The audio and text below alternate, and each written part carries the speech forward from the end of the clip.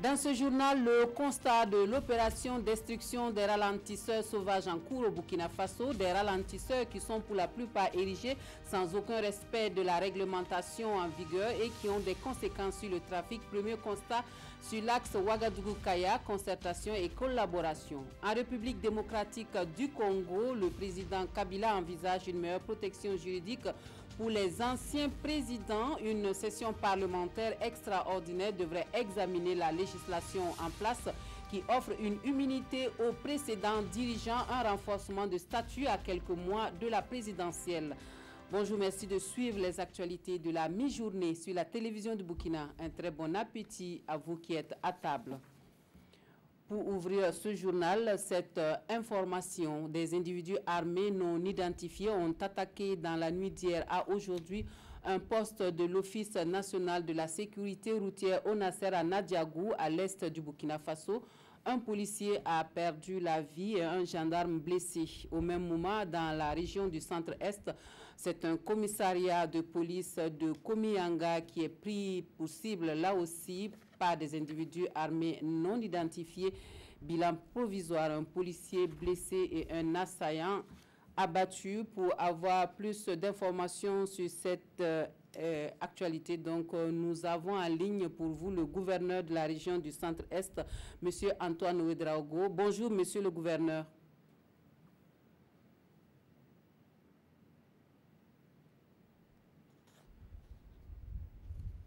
Monsieur le gouverneur, bonjour.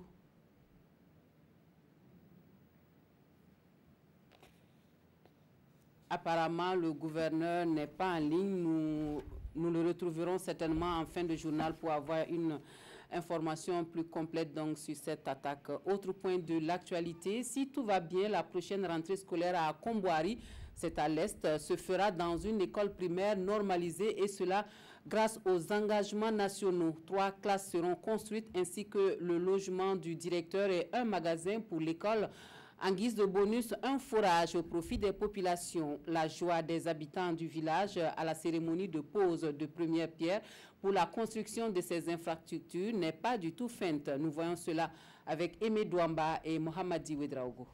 De Kombouari, situé dans la commune de Diapangou, est en liesse. À travers cette pose de première pierre, elle verra dans 4 mois la construction d'un bâtiment comprenant 3 salles de classe, un magasin et un bureau administratif, ainsi que la réalisation d'un forage positif au profit des élèves du village. Cette action du secrétariat permanent des engagements nationaux s'inscrit dans le cadre de la mise en œuvre du programme quinquennal du président du Faso. Nous avons donc pour mission donc de répondre donc à toutes les promesses d'engagement du chef de l'État. Et là, nous avons donc une commune en difficulté par rapport à une école qui est en désuétude. Il faut donc réagir rapidement pour qu'en octobre, donc, les élèves ne soient pas dehors encore sous des paillotes. Le programme du président du Faso dans le domaine de l'éducation, c'est de travailler à résorber progressivement toutes les écoles à abri sommaire, précaires. Et c'est en cela que la commune de Diapangou, à travers le village de Kombouari, a eu le privilège d'être retenue.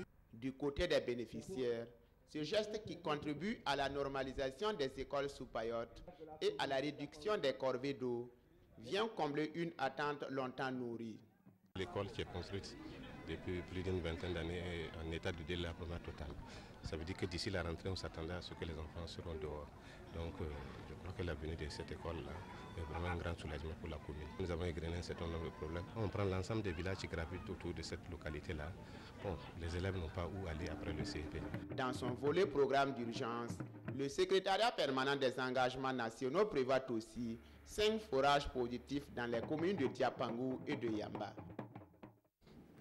Voici des élèves qui certainement seront dans de bien meilleures dispositions pour recevoir en plus du programme scolaire les valeurs de civisme qui leur seront inculquées en vue de faire d'eux de bons citoyens. La lutte contre l'incivisme devenu le combat de tous les jours au Burkina Faso, la jeunesse étudiante catholique en a fait son cheval de bataille. La GEC qui ouvre un débat à Bobo Dioulasso sur jeunesse, civisme et promotion de la paix. C'est dans le cadre d'une conférence publique suivie pour nous par Lamine Karantao, Siriki Milogo et Mireille Carole Touma. Le non-respect des règles de la circulation, le bafouement de l'autorité publique, autant d'actes inciviques observés dans notre société. Face à cela, la jeunesse étudiante catholique joue sa partition par cette conférence publique.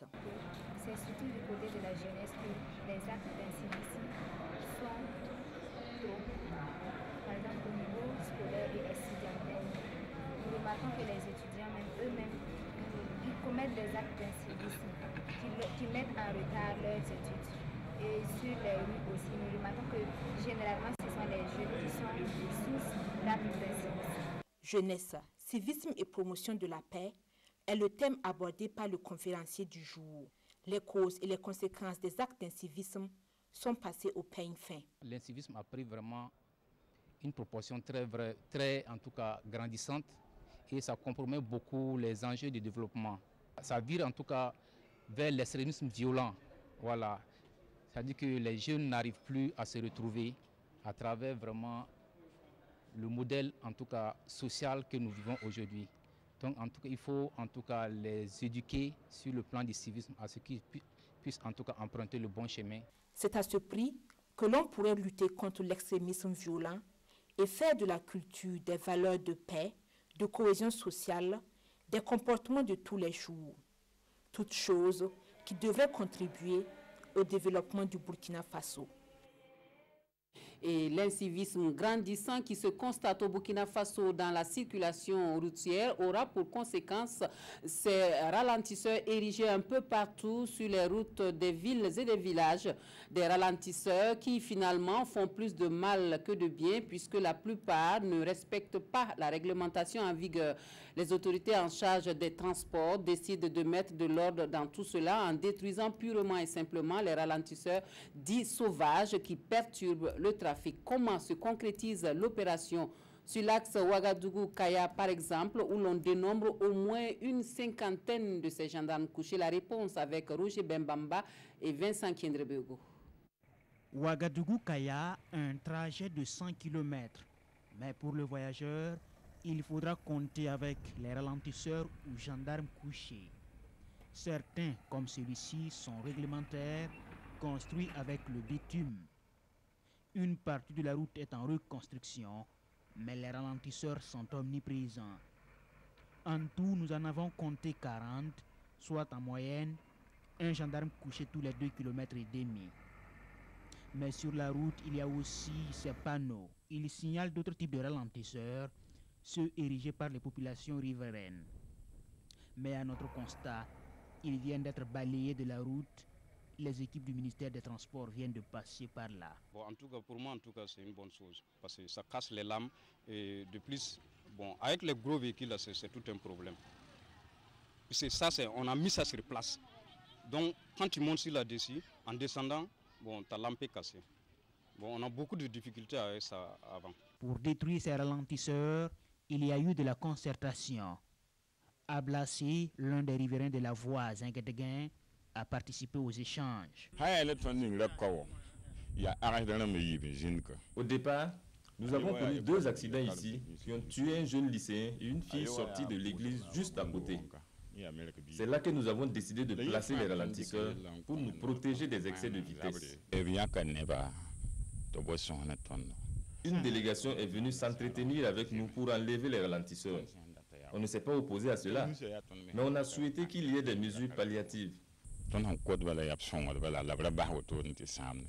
ralentisseurs sauvages dégagés, Ablassé, comme bien d'autres ici, souhaitent que les usagers de la route respectent les limitations des vitesses pour minimiser les risques d'accident. Voilà, je porte à votre connaissance ce communiqué qui nous vient de la Direction générale de la police nationale, communiqué de presse donc. Dans la nuit du 16 au 17 juin 2018, le commissariat de police du district de Komiyanga dans le Koulpelgo, région du centre-est, a été l'objet d'une attaque par des individus armés. Au cours de la prompte riposte opposée par les personnels du commissariat, un des assaillants a été abattu dans l'enceinte du commissariat. Un policier du dit service blessé par balle à cette occasion est présentement pris en charge par les services de la santé. Au cours de la même nuit, un policier a perdu la vie suite à une attaque armée perpétrée contre le poste de contrôle de l'Office national de la sécurité routière ONASER de Tendangou dans la Kompienga, région de l'Est. Il s'agit de l'officier de police principal Zongo Emmanuel. Par le présent, le directeur général de la police nationale encourage toutes les unités engagées sur le terrain de la protection des populations et des biens. Aussi, il présente ses condoléances à la famille éplorée et ses souhaits de prompt rétablissement aux blessés.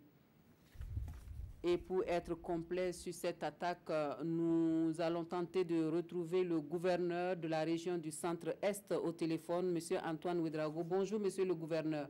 Oui, bonjour.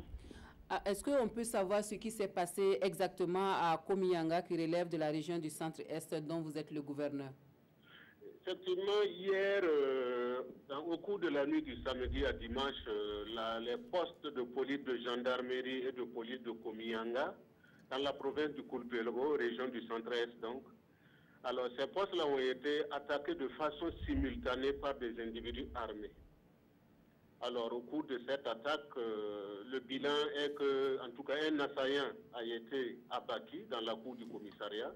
Ça veut dire que les forces de défense et de sécurité se sont défendues avec vaillance, parce que, en tout cas, ils ont pu protéger, en tout cas au niveau du commissariat de police, il n'y a pas eu de les dégâts sont minimes, parce qu'on enregistre simplement un blessé léger, c'est au niveau du commissariat, mais actuellement l'intéressé est en train d'être pris en charge. Sa vie n'est pas en danger. Oui. Non, je voulais juste demander si on en sait davantage sur l'identité et le nombre des assaillants. On parle d'une dizaine d'assaillants. Je n'ai pas exactement le nombre, mais on parle d'une dizaine d'assaillants qui seraient venus à pied. Et ils seraient venus de vers Fada, de la forêt donc de Komiyanga. Vous savez, il y a une forêt qui sépare les deux provinces, les deux régions, l'Est et le Centre-Est. Donc les assaillants seraient venus de la forêt au cours de la nuit. Vous parliez tantôt de l'état du policier blessé. Est-ce que ça va? Oui, le policier blessé, il va bien, parce qu'il a été évacué au CMA de Ouargaï, dont relève la province, voilà, la commune de Komiyanga. Donc, sa vie est hors de danger, parce que c'est une blessure légère au pied. C'est le muscle qui a simplement été atteint. Donc, on n'aura pas besoin de l'évacuer à Ouaga, même pas à Tenkodogo. Merci, monsieur le gouverneur, pour toutes ces précisions. Je rappelle que nous étions en communication avec monsieur Antoine Ouedraogo, gouverneur de la région du Centre-Est, qui nous donnait plus d'informations sur cette attaque qui a eu lieu au commissariat de Komiyanga dans la nuit d'hier. Je reprends pour vous ce communiqué émanant de la Direction générale de la police nationale, communiqué de presse. Dans la nuit du 16 au 17 juin 2018, le commissariat de police de district de Komiyanga dans le Koulpelgo, région du Centre-Est, a été l'objet d'une attaque par des individus armés. Au cours de la prompte riposte opposée par les personnels du commissariat, un des assaillants a été abattu dans l'enceinte du commissariat. Un policier du dit service blessé par balle à cette occasion est présentement pris en charge par les services de la santé. Au cours de la même nuit, un policier a perdu la vie suite à une attaque armée perpétrée contre le poste de contrôle de l'Office national de la sécurité routière ONASER de Tendangou, dans la Kompienga, région de l'Est. Il s'agit de l'officier de police principal Zongo Emmanuel. Par le présent, le directeur général de la police nationale encourage toutes les unités engagées sur le terrain de la protection des populations et des biens. Aussi, il présente ses condoléances à la famille éplorée et ses souhaits de prompt rétablissement aux blessés. Suite de ce journal avec d'autres points de l'actualité, les abonnés de l'ONEA ont désormais la possibilité de payer leurs factures en ligne. La plateforme e-facture permet via application mobile de payer les factures par téléphone mobile ou sur page Internet ou tout autre équipement connecté à Internet. Le service a une disponibilité de 24 heures sur 24. Une convention est signée entre l'ONEA et la Banque Atlantique sur la mise en place de cette plateforme numérique. Salifou Belem, Nathalie Savadogo Nabaloum pour les précisions. Bonne nouvelle pour les abonnés de l'ONEA, l'Office national de l'eau et de l'assainissement.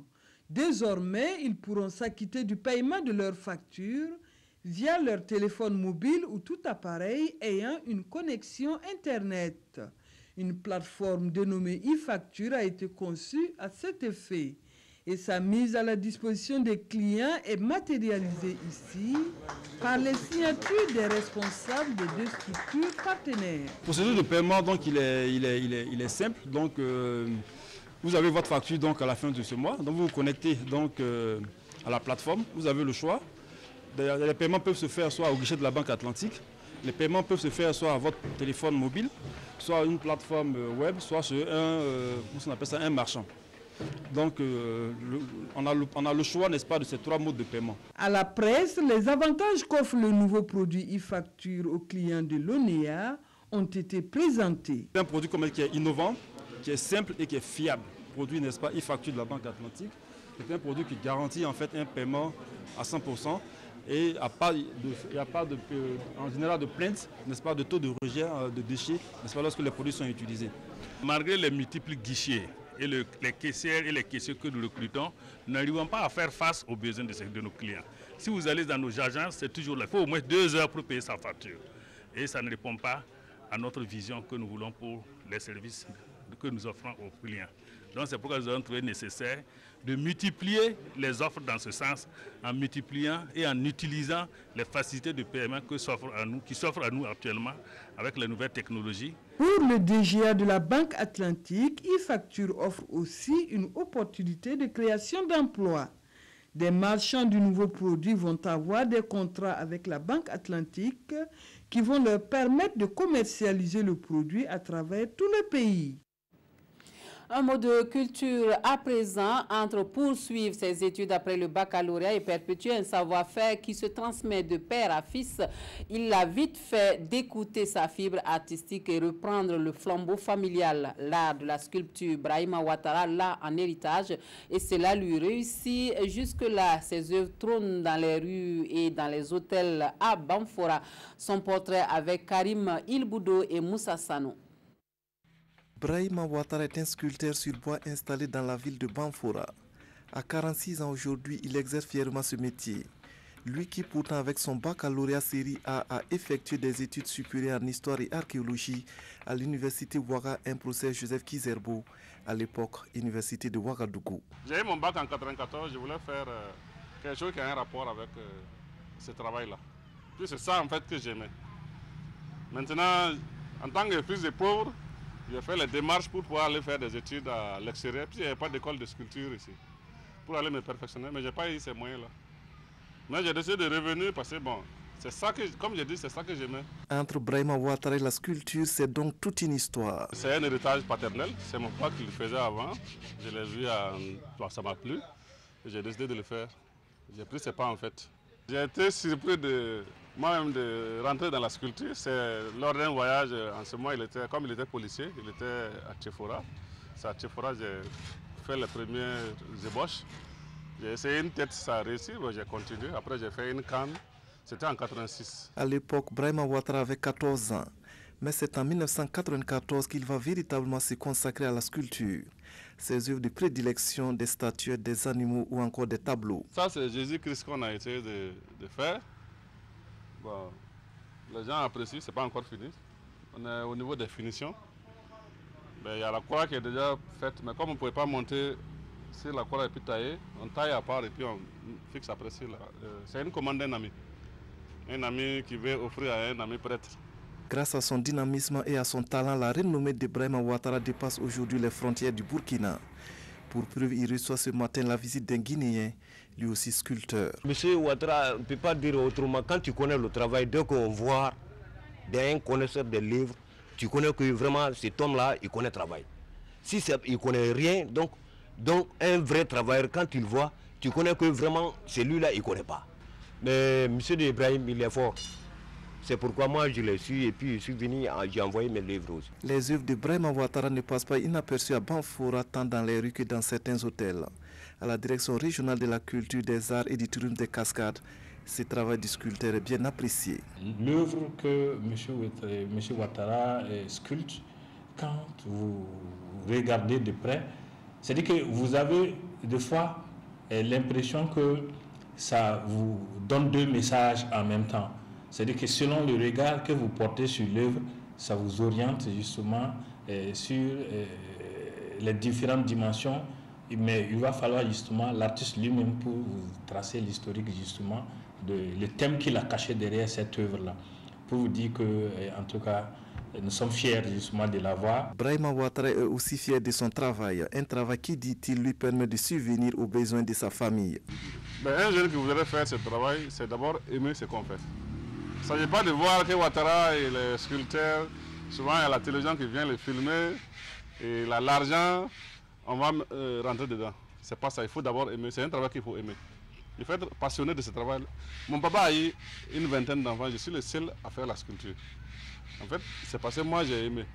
Voilà, donc, quelque chose que tu fais, il faut d'abord aimer. L'amour pour son travail ne souffre d'aucun débat chez Brahima Ouattara, un homme qui en plus de la sculpture fait de la peinture et du dessin. Plusieurs fois lauréat à la Semaine nationale de la culture, il ne regrette pas aujourd'hui d'avoir refusé de tenter sa chance dans la fonction publique. 40 ans au service de la culture au Burkina Faso, que de chemin parcouru par l'ATB, Atelier Théâtre Burkinabé, pour marquer l'événement d'une pierre blanche. Une série d'activités est lancée hier vendredi à Ouagadougou au programme théâtre, musique et aussi une messe d'action de grâce pour cet anniversaire qui va jusqu'au 25 juin prochain. Konsoun Koulibaly, Omar Zombré.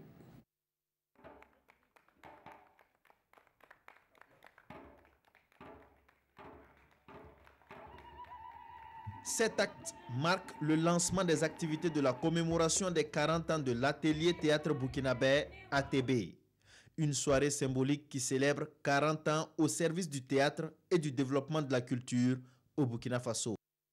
18 juin 1978, 18 juin 2018, 40 ans de combat, de lutte, 40 ans de recherche et de créativité, 40 ans de compagnonnage et de fraternité pour faire émerger une institution consacrée dès sa naissance à la création artistique et à la recherche d'une esthétique dramatique en phase avec nos réalités culturelles et orientée vers un théâtre au service du développement. Que de chemins parcourus, que d'obstacles surmontés, que d'initiatives engagées pour faire de l'ATB ce qu'elle est devenue aujourd'hui. Gouverneur de la Rosée, c'est la pièce théâtrale d'ouverture mise en scène par la troupe de l'ATB. Cette pièce évoque les fractures sociales, la haine et la vengeance qui côtoient les problèmes liés à l'eau, à l'écologie et à la solidarité entre les communautés. Des soirées théâtrales, des animations musicales et chorégraphiques sont entre autres activités prévues pour se tenir à marge de cette commémoration. Et jusqu'au 25 juin, les entrées à l'Atelier Théâtre Burkinabé sont libres et ouvertes à tous. Voilà, et puis actualité hors de chez nous, l'actualité étrangère dominée par le mondial du football Russie 2018 à l'affiche aujourd'hui. Le Costa Rica qui a joué contre la Serbie à 12h pour le compte du groupe E. L'Allemagne fait son entrée dans la compétition aujourd'hui. La championne du monde rencontre le Mexique dans le groupe F. C'est cet après-midi à partir de 15h. Et puis Brésil croise la Suisse à 18h. Autre actualité étrangère, en République démocratique du Congo, Joseph Kabila prépare ses arrières. Le président congolais envisage une meilleure protection juridique pour les anciens présidents. Une session parlementaire extraordinaire devrait statuer sur la législation en matière d'immunité pour les précédents dirigeants à quelques mois de la présidentielle. À quelques mois de la présidentielle, la République démocratique du Congo envisage un renforcement du statut de ses anciens présidents de la République. À la demande de Joseph Kabila, le Parlement tiendra une session spéciale pour examiner la législation en place sur la protection dont bénéficient les précédents dirigeants du pays. Pourtant, en vertu de la Constitution, ces anciens présidents congolais jouissent déjà de garanties d'immunité et de sécurité, en plus d'un statut de sénateur à vie. Une session extraordinaire sera convoquée, a assuré le président de l'Assemblée nationale, Aubin Minakou.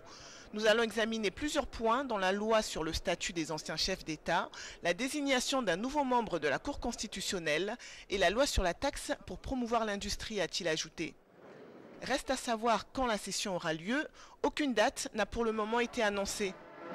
Cette nouvelle vient en tout cas relancer les spéculations sur un éventuel départ de Joseph Kabila à la fin de son mandat cette année. Les élections sont prévues pour le 23 décembre. Et puis, en Espagne, l'Aquarius fait son entrée enfin dans le port de Valence. C'est la fin donc de l'Odyssée pour les 630 migrants qui erraient sur la mer méditerranéenne. Donc, les migrants rescapés de l'Aquarius des 2 bateaux de la marine italienne après s'être vus refuser d'accoster en Italie et à Malte. Une affaire qui a échauffé politiquement la scène européenne cette semaine. C'est la fin d'un voyage éprouvant donc pour les migrants qui vont relativement bien. Fin de ce journal. Merci de votre attention. Très bon dimanche à tous et à toutes.